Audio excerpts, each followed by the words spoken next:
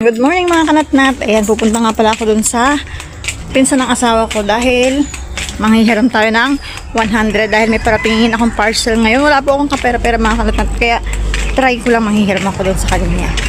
Tapos titignan natin kung pahihiramin niya ako dahil alam kong magpera siya ngayon. Ayan, nagkape lang muna ako sa bahay, then naglakad na ako.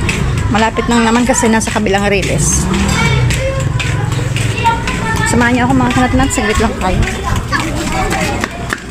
Dito na tayo sa kalsada. Kalsada, dito sa diretso to sa kabilang riles naman. Kabilang riles. Purok 7. Sa amin ay purok 6. Ay. Si Ate Bet. Si Ate Bet. Kiraan tayo. Malapit na. Malapit na po tayo. May aso. Laki oh. Ang bata. Diyan si mama mo? Opo. Ay, Diyan si mama mo. Sabi ko sa kanila, maraos lang. Ang rebanded. Puta na naman nila, kuhan mo na nanganak.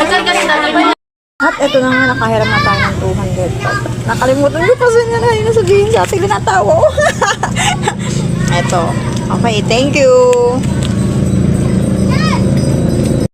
Mga kanatnat, nakahiram na tayo ng 200 pesos. Hindi nga tayo nabigo kahit magang-maga pa lang ako pumunta. Pagkatapos ko magkape, pumunta na nga ako doon para manghiram ng 200 pesos.